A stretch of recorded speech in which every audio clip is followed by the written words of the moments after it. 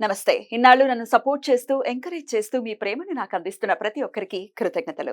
అలాగే ఈ వీడియో కూడా ఖచ్చితంగా మీకు ఉపయోగపడుతుంది. లైక్, షేర్ అండ్ సబ్స్క్రైబ్ చేసి మీ సపోర్ట్‌ని నాకు అందించండి. అలాగే ఈ వీడియో పట్ల మీకున్న అభిప్రాయాన్ని కామెంట్ సెక్షన్‌లో కామెంట్ చేసి తెలియజేయండి.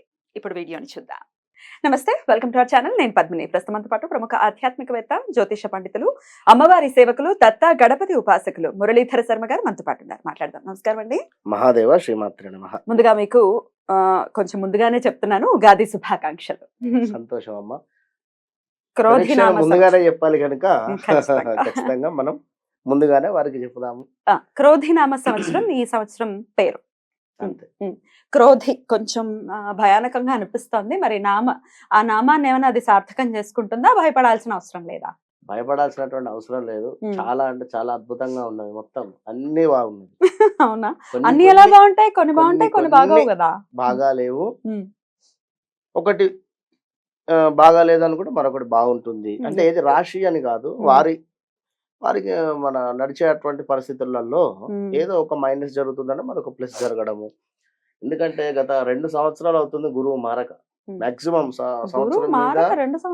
సంవత్సరం మీద 8-10 నెలలు అయిందమ్మా. ఎందుకు అంటే ఇటు వక్రం వచ్చి ఒక 3 నెలలు ఉండిపోయింది.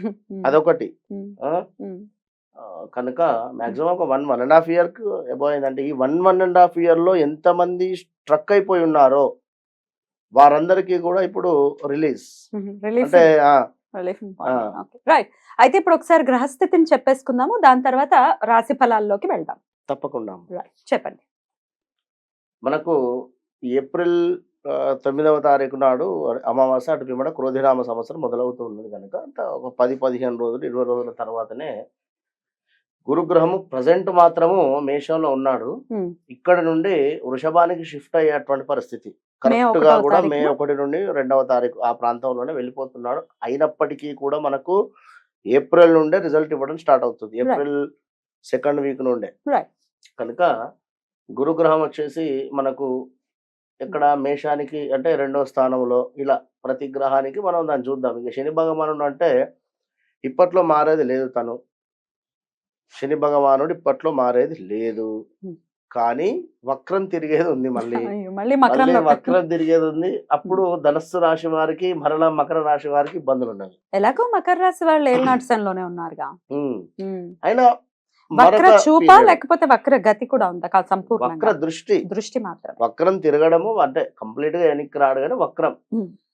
అప్పుడు ధనస్సు రాశి వారికి, అదే విధంగా మకరానికి, ఇక రాహుకేతువులు అంటే ఇప్పట్లో వారిని వారు కదిలేటువంటి పరిస్థితి లేదు కనుక అవి ఇచ్చేటువంటి రిజల్ట్స్ కొన్ని గ్రహాలకు, రాశులకు ఏ విధంగా ఉంటుంది అనేటువంటి విషయం చూసుకుందాము.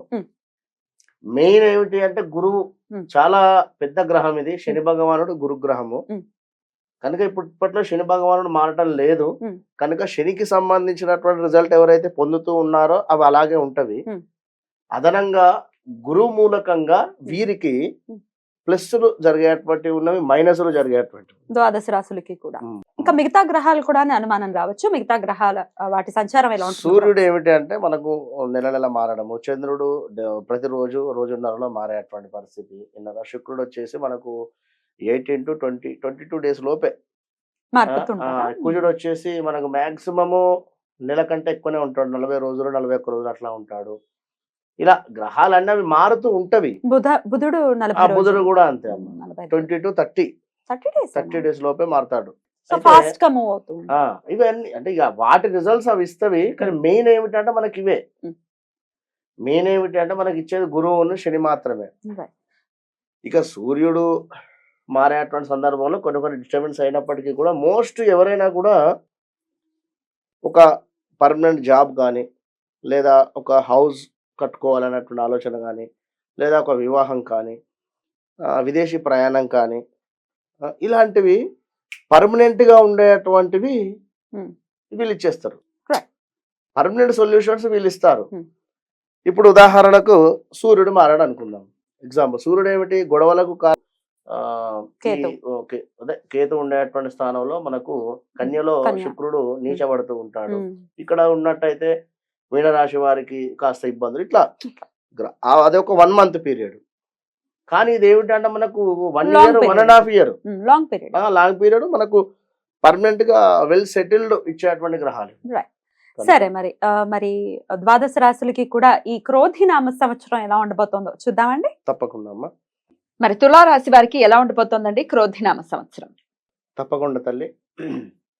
తులారాశి వారికి వచ్చేసి ఇన్ని రోజులు కూడా వాస్తవానికి ఏదో నడిచిపోయింది అద్భుతంగా. అంటే వీరికి ఒక ఆదాయం 2, వ్యయము వచ్చేసి 8 ఈ యొక్క క్రోధినామ సంవత్సరంలో. సప్తమాత గురువు ఉండడం చేత అద్భుతంగా ఉంది వీరికి.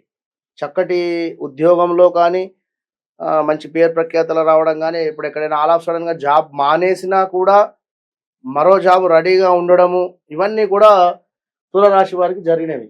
కానీ ఇప్పుడు గురువు 8వ స్థానానికి వెళ్ళడం జరుగుతుంది. 8వ స్థానం అంటే కష్టం కాస్త అష్టమం.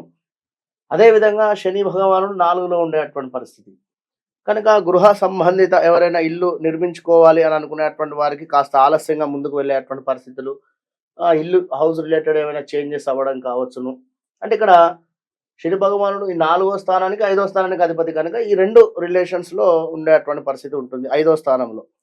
మరి ఈ యొక్క గురువు 8వ స్థానంలో, శని 5వ స్థానంలో ఉండడం వలన ఏ విధమైనటువంటి ఫలితాలు రాబోతూ ఉన్నాయి అనేటువంటి విషయాన్ని ఒకసారి చూసుకున్నట్టయితే, ఇంటి యందు వివాహాది శుభకార్యాలు చేయడం కావచ్చును, అదేవిధంగా అధికమైనటువంటి ఖర్చులు కావచ్చును, బంధుమిత్రులతో కాస్త విరోధాలు ఏర్పడేటువంటి పరిస్థితి, వ్యాపారమందు అభివృద్ధి లేకుండా ఉండడము అనేటువంటి విషయాన్ని గమనించండి. విద్య యందు ఆటంకములు, అంటే ఇన్ని రోజులు వ్యాపారం బాగుంది. ఇక్కడ సప్తమ గురువు కనుక 7వ స్థానం ఏమిటి, మనకు సప్తమం అంటే ఎదుటి వ్యక్తి, మీరు చేసేటువంటి బిజినెస్ కావచ్చును, భార్యాభర్తలు కావచ్చును, ఇంకేదైనా కూడా. ఇప్పుడు ఈ తులారాశి వారికి సంబంధించి భార్యాభర్తలకు కూడా గొడవలు మొదలవుతూ ఉన్నాయి అనేటువంటి విషయాన్ని గమనించుకోండి. ఇంకా చూసుకున్నట్టయితే విద్య యందు కాస్త ఆటంకాలు ఉన్నవి, ఆశించిన ర్యాంకులు రాకుండా పోవడము, అదేవిధంగా ఉద్యోగ నష్టము, అనవసరమైనటువంటి ప్రయాణాలు కనబడుతున్నాయి, అవకాశాలు చేయి జారిపోయేటువంటి పరిస్థితి గోచరిస్తుంది. నిరుత్సాహపడవద్దు, అయినా కూడా చివరిలో మంచి రెమెడీ చెబుదాము.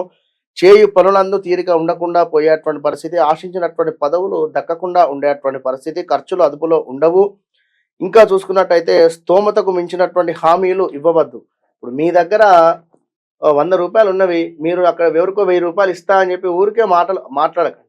కనుక ఆర్థిక లావాదేవీలలో కాస్త ఆచితూచి ముందుకు వెళ్ళేటువంటి పరిస్థితి ఉంది.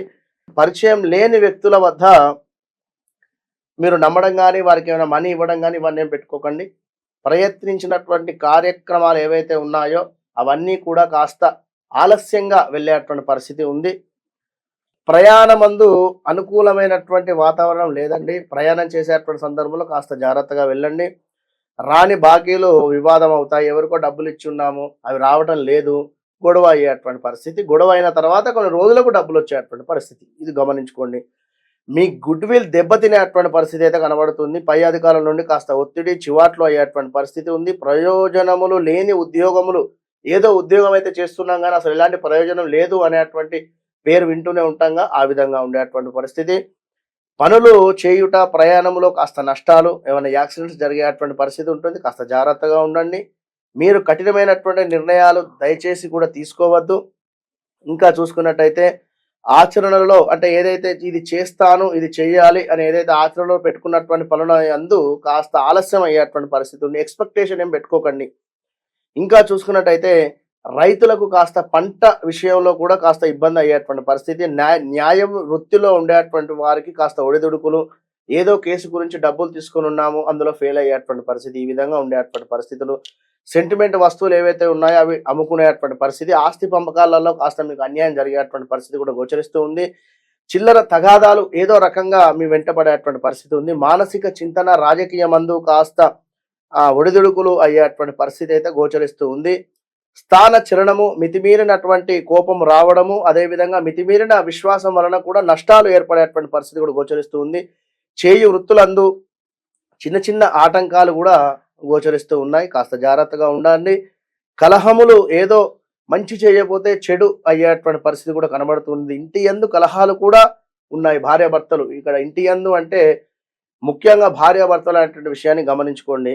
లేదా మీ లగ్నం నుండి మీ యొక్క పిల్లవంది 8వ స్థానమైనా అక్కడి నుండి మీ స్థానం 4వ స్థానమైనా కూడా కాస్త ఇబ్బందులు అయితే ఎదురయ్యేటువంటి పరిస్థితి ఉంది.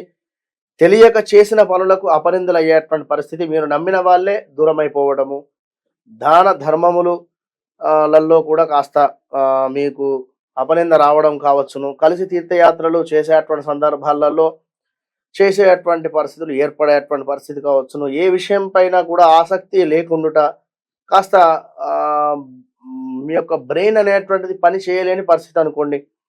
ఇంకా ఇంటి విషయాలపై కాస్త శ్రద్ధ చూపించండి. ఏ విషయం పైన కూడా ఆసక్తి లేకుండడము, మాట ధోరణిని కాస్త అదుపులో పెట్టుకోండి, నియంత్రించుకోండి. చేయి పనులందు ఒత్తిడి, శ్రమ అధికము, కొన్ని పనులు మొండిగా నెరవేరేటువంటి పరిస్థితి కూడా గోచరిస్తుంది. ఇతరుల విషయాలలో మీరు జోక్యం కలిగించుకోకండి. వివాహం కాని వారికి వివాహం జరిగేటువంటి పరిస్థితి, ఒకవేళ వివాహం జరిగినప్పటికీ కూడా గొడవలు అవుతున్నాయి అనుకుంటే ఈ ఇయర్ మొత్తము కూడా గొడవలు అయ్యేటువంటి పరిస్థితే గోచరిస్తుంది కనుక బీ కేర్ఫుల్. ఇక్కడ గురు మూలకంగా మీకు ఇబ్బందులు అయ్యేటువంటి పరిస్థితి ఉంటుంది. మీకు కూడా నరదృష్టి అనేటువంటిది ఉంది. ఈ విషయాన్ని గమనించుకోండి.